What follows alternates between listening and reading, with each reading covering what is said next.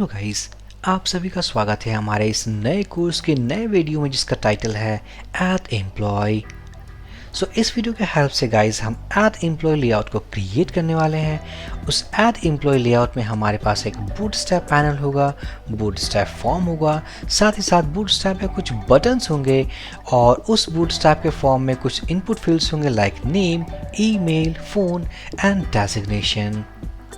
Last video session में हमने assets file को डाउनलोड किया था, जहां पर हमने एक सिंगल CSS लाइब्रेरी और 2 जावास्क्रिप्ट के प्लगइन फाइल्स को डाउनलोड किया था और उन फाइल्स को हमने अपने फोल्डर स्ट्रक्चर में स्टोर कर लिया है।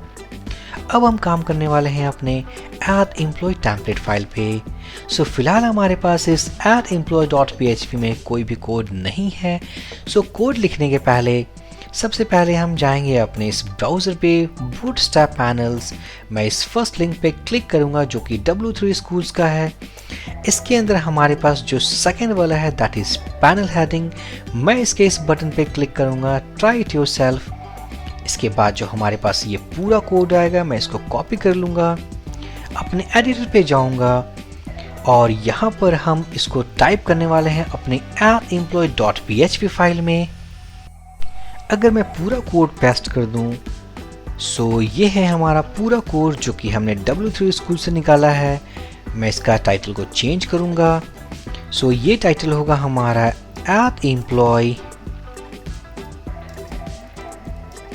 CRUD application. उसके बाद हमारे पास कुछ लिंकिंग्स हैं और ये थर्ड पार्टी लिंक हैं।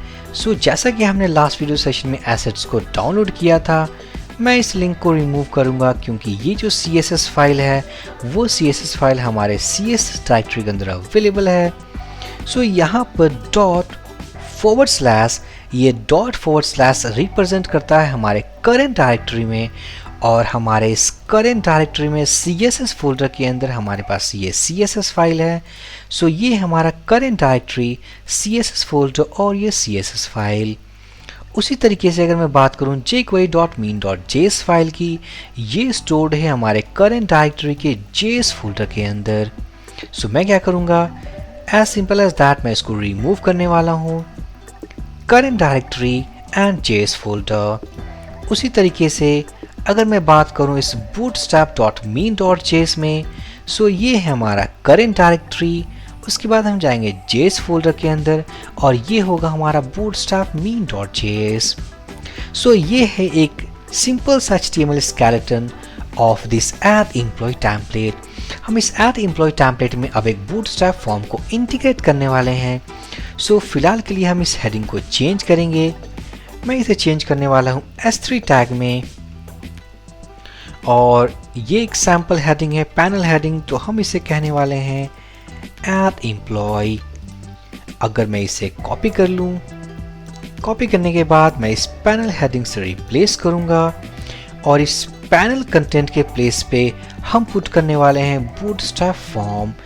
मैं जाऊंगा W3 स्कूल के वेबसाइट्स पे और दोबारा से मैं क्लिक करने वाला हूं बूटस्ट्रैप फॉर्म। मैं इसे सर्च करूंगा बूटस्ट्रैप फॉर्म्स। बूटस्ट्रैप फॉर्म में हमारे पास काफ़ी सारे फॉर्म्स के सैंपल अवेलेबल हैं, जैसा कि हमने अभी देखा बूटस्ट्रैप वर्टिकल फॉर्म। इस वर्टिकल फॉर्म के अलावा हमारे पास जो दूसरा ऑप्शन है वह bootstrap inline form. Third option है हमारे पास बूटस्ट्रैप हॉरिजॉन्टल फॉर्म। हम इस बूटस्ट्रैप हॉरिजॉन्टल फॉर्म को यूज़ करने वाले हैं। स्क्रॉल करेंगे हम और ये रहा हमारा फॉर्म का कोड।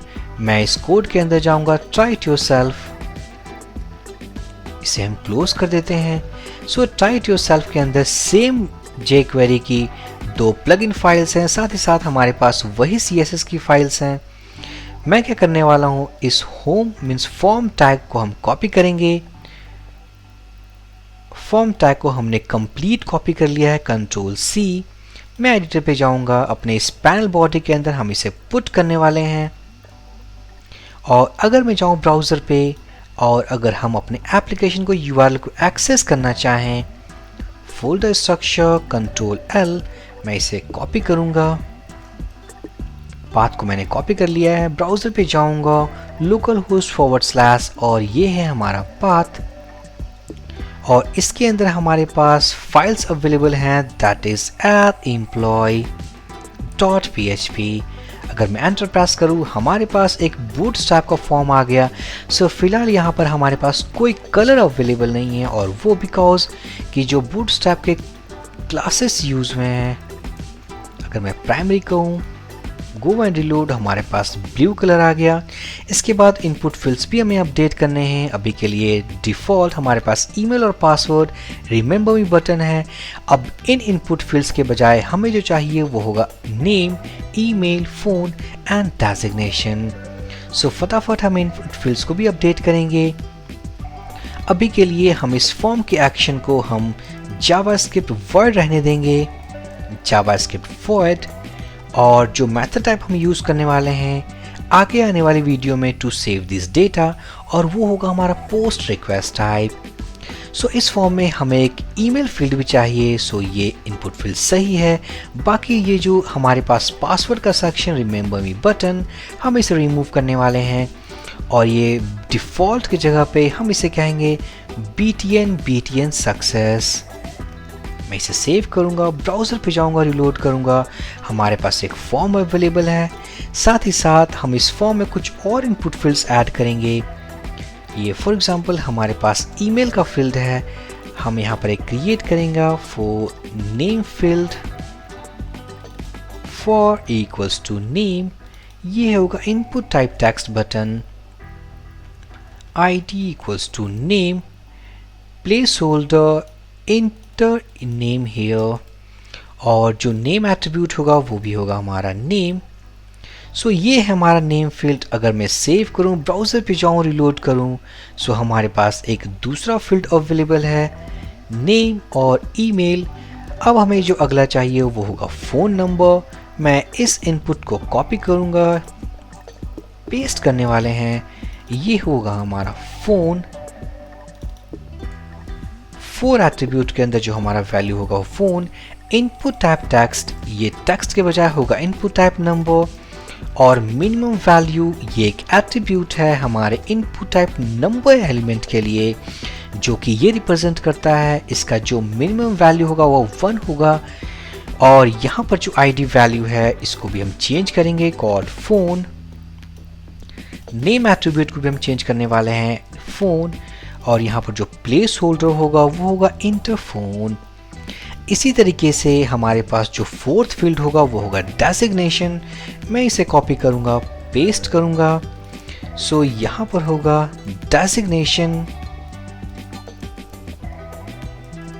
डेजिग्नेशन, और इनपुट टाइप नंबर को हम रिमूव करने वाले हैं, ये होगा select drop down.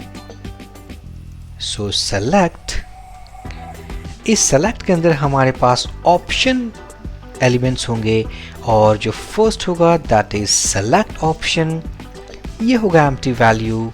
Next option हमारे पास होगा वेब डिज़ाइनर।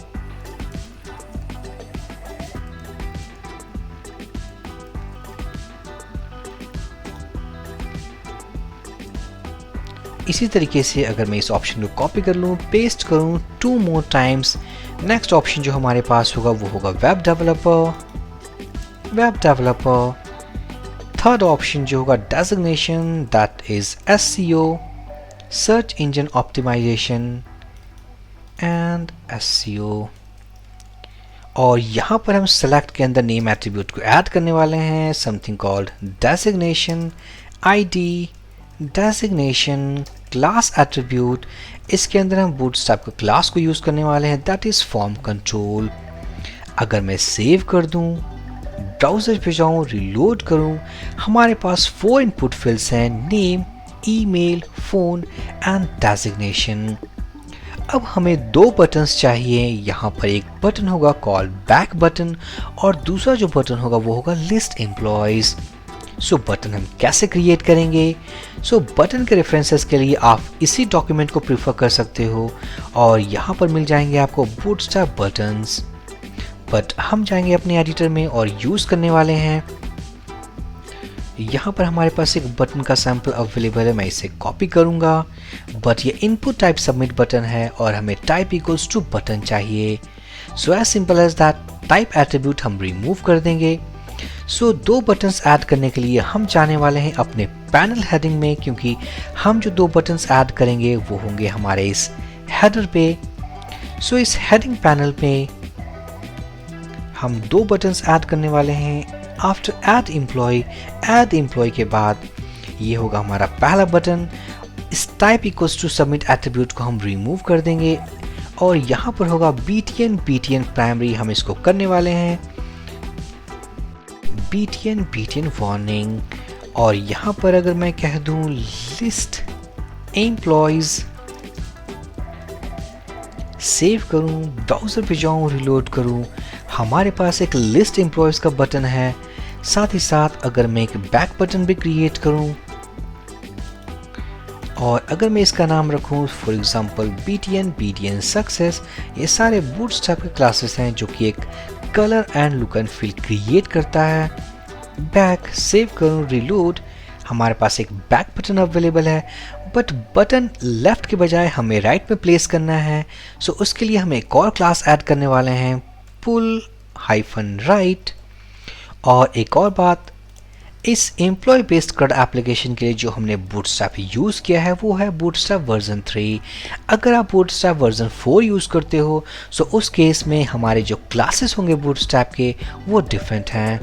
सो मैं इन पुल राइट को ऐड करने के बाद अगर मैं रिलोड करूं, हम देख सकते हैं हमारे जो दो बटन्स हैं वो राइट प्लेस हो चुके हैं, लेकिन ऊपर से मार्जिन टॉप की दिक्कत है। साथ ही साथ ये बैक बटन हमें यहाँ चाहिए। सो उस केस में क्या करेंगे, सबसे पहले हम इस बैक बटन को कट करेंगे, हम इसे लिस्ट एम्प्लॉयज बटन के पहले प्लेस करेंगे। सेव करूं, रिलोड करूं, बैक बटन हमारा अवेलेबल है। साथ ही साथ हमें बैक बटन के बीच में थोड़ा स्पेस चाहिए।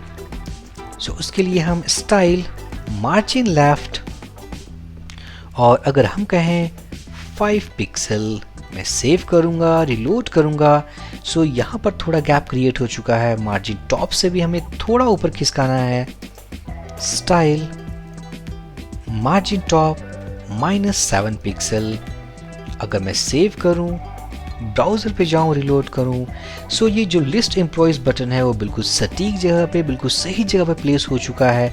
बट अगर मैं बैक बटन की बात करूं सो उस केस में भी हमें मार्जिन टॉप -7 पिक्सल प्लेस करना है। मैं इसे कॉपी करूंगा, पुट करूंगा, और अगर मैं रिलोड करूं सो सही तरीके से गाइज आप देख सकते हो कि हमने ऐड एम्प्लॉय टेम्पलेट डेवलप कर लिया है। इस ऐड एम्प्लॉय टेम्पलेट में हमारे पास कुछ फॉर्म इनपुट फील्ड्स हैं, दो बटन्स हैं।